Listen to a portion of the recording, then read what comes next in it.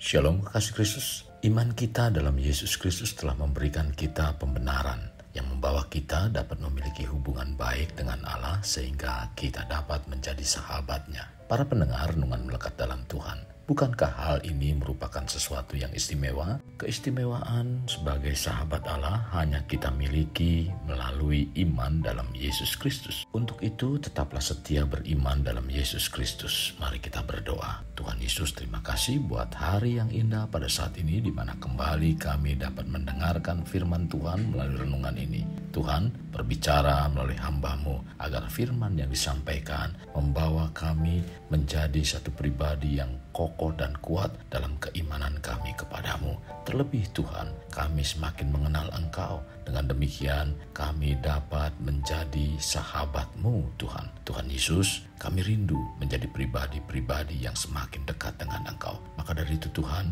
kami menyiapkan hati dan pikiran kami untuk terus ditaburi dengan kebenaran firman Tuhan. Agar firman Tuhan merekatkan kami dengan Engkau, mengintimkan kami, dan kami semakin mengerti tentang pribadi-Mu. Demikian juga Engkau semakin mengerti akan kehidupan kami. Kami bersyukur buat semua itu. Maka dari itu Tuhan, kami mau menyiapkan hati dan pikiran kami untuk diisi dengan kebenaran firman-Mu. Biarlah firman-Mu jatuh di tanah hati kami yang baik. Dalam nama Tuhan Yesus kami berdoa. Amin. Melekat dalam Tuhan bertema menjadi sahabat Tuhan. Firman Tuhan terdapat dalam Yohanes 15 ayat 14. Demikian firman-Nya.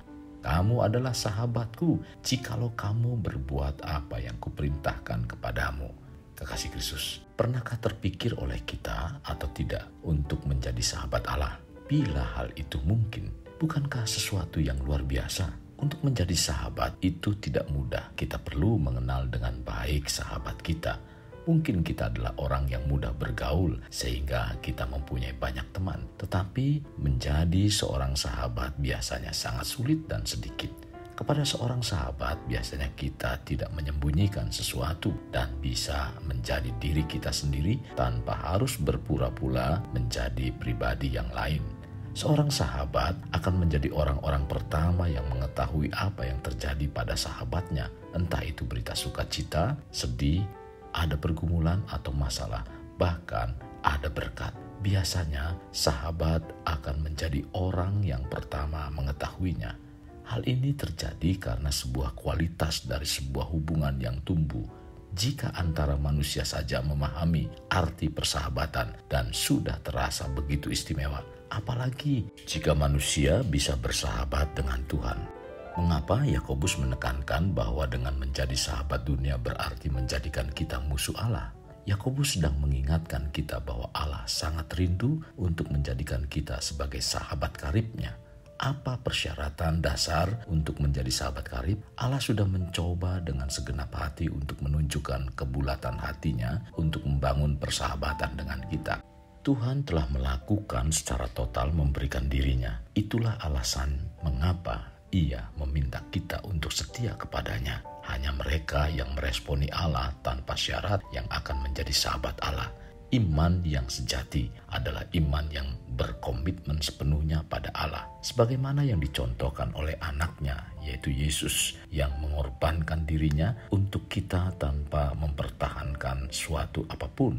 Kekasih, untuk menjadi sahabat Allah hanya didapatkan dengan memiliki iman pada Allah dalam Yesus Kristus. Jadi, karena iman dan berkenan kepada Allah, maka Allah akan dapat ditemui.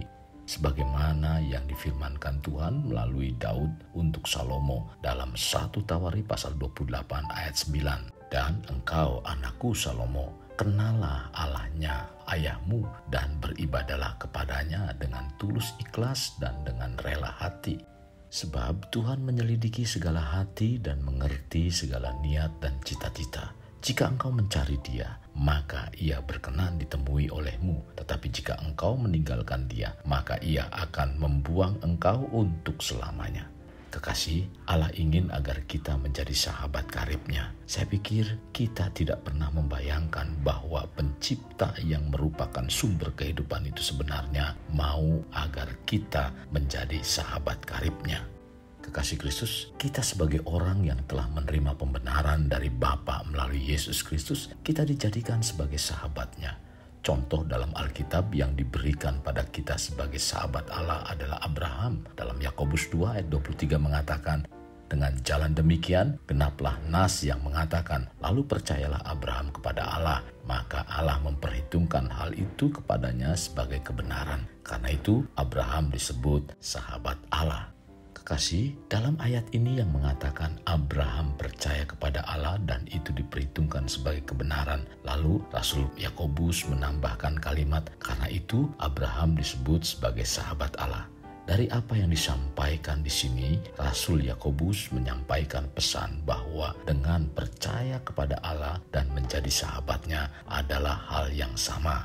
Kekasih, Yakobus ingin menyampaikan maksudnya kepada kita. Iman atau percaya kepada Allah dalam Yesus Kristus adalah memilih untuk menjadi sahabat Allah. Jadi, percaya kepada Allah dalam Yesus Kristus adalah memilih untuk menjadi sahabat Allah. Mengapa kita harus percaya kepada Allah dalam Yesus Kristus? Banyak orang Kristen yang percaya kepada Allah dengan tujuan mendapat sedikit keuntungan atau pertolongan Allah. Bagaimanapun, mereka tidak ingin untuk membuat respon yang total kepada Allah sama seperti apa yang Yesus lakukan untuk kita. Jika imanmu hanyalah iman di pikiran atau kita hanya ingin mendapatkan sedikit keuntungan dari Allah tetapi tidak ingin untuk menjadi sahabat karib Allah, maka iman kita bukanlah iman yang menyelamatkan seperti yang digambarkan Alkitab. Kekasih, iman yang bagaimanakah yang dikehendaki oleh Allah dan itu digambarkan seperti Abraham? Abraham sebelum masuk menjadi sahabat Allah, ia melewati ujian yang dimasukinya luar biasa dan tidak main-main. Ia diminta untuk mempersembahkan Ishak anaknya sendiri sebagai korban persembahan. Bayangkan jika permintaan ini menimpa kita, seberapa tinggi ketaatan kita. Tetapi lihatlah Abraham taat sepenuhnya dan Abraham siap mempersembahkan Ishak sesuai permintaan Tuhan. Inilah bukti dari sebuah iman yang tidak kosong dan tidak mati. Iman yang disertai perbuatan dan Abraham berhasil membuktikannya. Untuk menjadi sahabat Allah, kita perlu memiliki iman dalam Yesus Kristus dan disertai dengan perbuatan. Kekasih Kristus, mari bawa hidup kita menjadi pribadi yang dapat memerdekakan orang dari belenggu kehidupan. Layaknya terang yang menerangi kegelapan. Karena itulah yang Tuhan inginkan pada kita sebagai warga kerajaan Allah. Mari kita berdoa.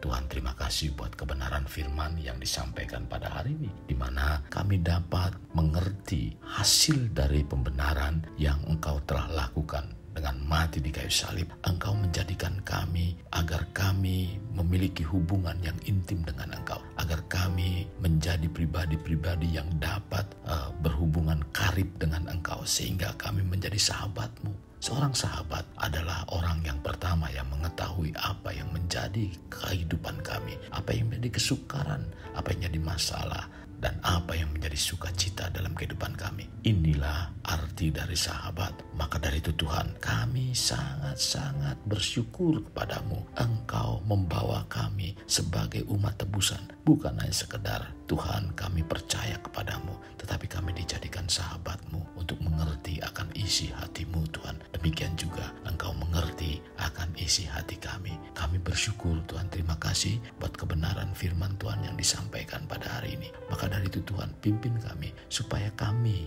mau menjadi sahabat yang sejati di dalam Engkau, agar kami terus tetap melekat dalam Engkau sesuai dengan kebenaran firman-Mu. Kami hidup dalam ketaatan sehingga kami terus menjadi orang-orang yang dapat mengenal dan mengetahui tentang apa yang Tuhan akan kerjakan untuk kehidupan kami. Terima kasih Bapa Surgawi, terima kasih, kami bersyukur. Terima kasih Tuhan Yesus. Ini doa dan permohonan kami. Dalam nama Tuhan Yesus kami berdoa. Amin. Kekasih Kristus, mari kita akhiri renungan ini dengan mengedahkan kedua tangan kita.